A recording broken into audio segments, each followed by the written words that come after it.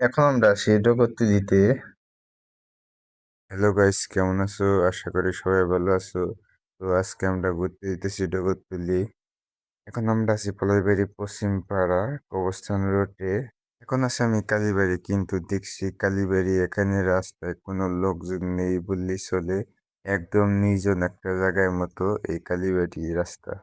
আজকে আবহাওয়াটা বেশি ভালো না, সকাল থেকে গুড়ি গুড়ি বৃষ্টি পড়তেছে। উপরে কি সুন্দর সুন্দর আকাশ, উপরে বড় বড় মেঘ, খুব সুন্দর একটা পরিবেশ।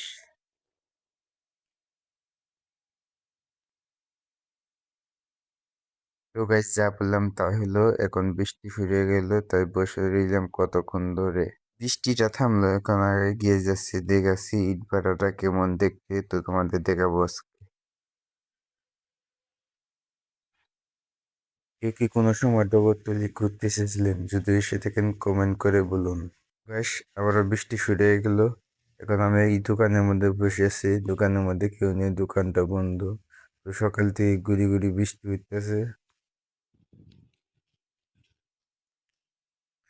ঢোকার সামনে সেই ডগরতলির রাস্তা, যেখানে ইট ভাটা আছে।